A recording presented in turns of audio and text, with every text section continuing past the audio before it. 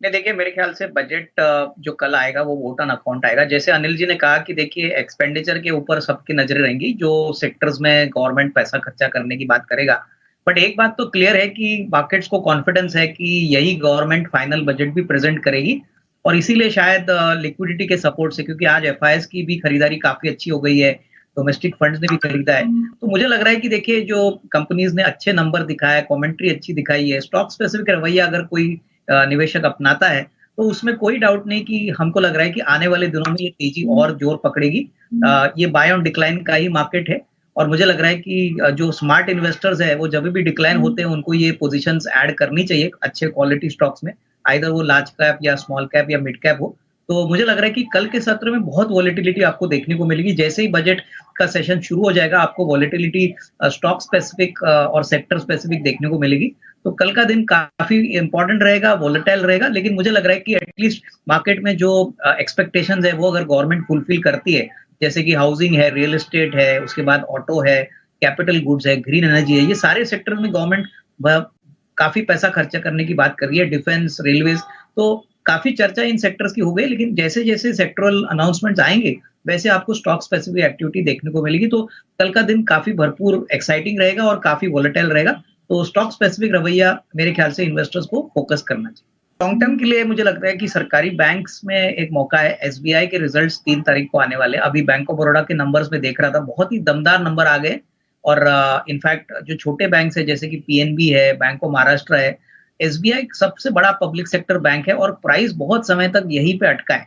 हालाँकि देखिए इनके सारे जो दूसरे सब्सिडीज़ है, जैसे कि SBI life, SBI card, SBI fund management ये भी काफ़ी अच्छा कंट्रीब्यूट कर रहे हैं। लेकिन कोर बैंकिंग बिज़नेस मुझे लगता है कि दिसंबर के क्वार्टर में अच्छा ग्रोथ आना चाहिए, एसेट क्वालिटी भी कंट्रोल में है और सबसे बड़ी बात जिस प्रकार का गवर्नमेंट का फोकस इंफ्रास्ट्रक्चर पे रहेगा आने वाले बजट में कल होपफुली इंफ्रास्ट्रक्चर और कैपेक्स के ऊपर जो भी अनाउंसमेंट्स आएँगे, उसका इनडायरेक्ट बेनिफिट एसबीआई को मिलना चाहिए। तो मुझे लगता है कि अगर नज़रिया आपका 6 से 12 महीना है, तो medium term point of view से करीबन 750 का हमको टारगेट प्राइस पॉसिबल लग रहा है।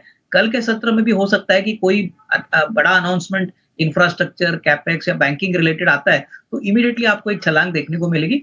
बट नंबर्स तो पॉजिटिव आएँगे, लेकिन नज़रिया 6 से 12 महीने अगर आप रखते हो, तो 740, 750 का टारगेट प्राइस लेके आपको ये स्टॉक ज़रूर खरीदना चाहिए। काफ़ी अच्छा रिस्क रिवॉर्ड आपको अगले 6-12 महीने में मिल सकता है। दोनों स्टॉक्स में अच्छी इन्होंने बाइंग की है, आईपीओ से इनको अलॉटमेंट मिला है। मैं समझता हूँ कि देखिए यहाँ पे आस्क ऑटोमोटिव में अगर आप कम से कम साल भर का नज़रिया रखते हो, तो काफ़ी well established auto component company है, बहुत ही अच्छे अट्रैक्टिव वैल्यूएशंस पे अभी भी शेयर चल रहा है।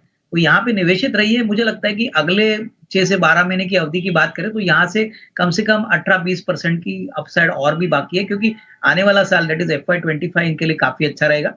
दूसरी कंपनी जो जुपिटर हॉस्पिटल्स इन्होंने खरीदे, देखिए ये वेल एस्टेब्लिश्ड हॉस्पिटल है और जिस प्रकार से इनके एक्सपेंशन के प्रोजेक्ट्स है, जिस प्रकार से अभी फ्लेवर हॉस्पिटल स्टॉक्स के लिए मार्केट में है, मुझे लग रहा है कि अगले डेढ़ 2 साल अगर ये यहाँ पे निवेशित रहते हैं, तो काफ़ी अच्छा रिस्क रिवॉर्ड इनको मिल सकता है। तो अगर इनको पैसों की ज़रूरत नहीं है, थोड़ा-सा टाइम ये दे सकते हैं, तो यहाँ पे निवेशित रहिए, काफ़ी अच्छा सिग्निफिकेंट रिस्क रिवॉर्ड इनको मिल सकता है। देखिए, इन्होंने अच्छे लेवल पे एंट्री की है 238 पे और पुरवनकरा बैंगलोर मार्केट में एक बहुत वेल एस्टेब्लिश्ड प्लेयर है।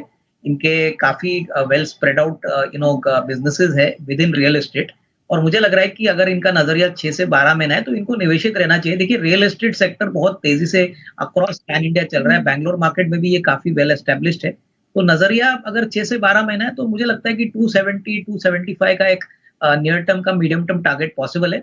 अच्छी कंपनी है, अच्छे प्रमोटर्स है, ऑर्डर बुक भी काफ़ी अच्छी है। तो यहाँ पे निवेशित रहिए, लेकिन टाइम फ्रेम 6 टू 12 मंथ्स रखना ज़रूरी है। देखिए, पहली बात तो मैं कहूँगा कि आवाज़ फाइनेंसर्स हाउसिंग फाइनेंस से कनेक्टेड एक बहुत इम्पोर्टेंट प्ले है। अगर आपका नज़रिया 2-3 साल है तो देखिए इंडिया में तो हाउसिंग मार्केट बहुत बड़ा है प्लस कल बजट में होपफुली हमको लग रहा है कि हाउसिंग रिलेटेड काफ़ी बड़े अनाउंसमेंट्स होने की पॉसिबिलिटी है। इस स्टॉक में थोड़ी-सी गिरावट इसलिए आई थी क्योंकि थोड़ी-सी एसेट क्वालिटी के कंसर्न्स थे। पिछला क्वार्टर इनके लिए काफ़ी चैलेंजिंग था, लेकिन नज़रिया अगर आपका लंबा है, तो मैं इनको यही कहूँगा कि यहाँ पे निवेशित रहिए।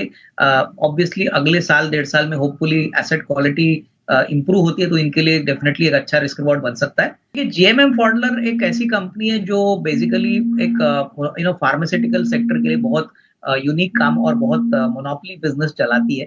कैपिटल गुड्स में काफ़ी दिग्गज प्लेयर है और इनकी ऑर्डर बुक बहुत ही भरपूर है क्योंकि फार्मा सेक्टर में ये जो ग्लास लाइन्ड रिएक्टर्स बनाते हैं, यहाँ पे इनकी कंप्लीट मास्टरी है। और अभी तो इन्होंने ग्लोबली भी एक जेएमएम फॉडलर की सब्सिडरी खरीदी है।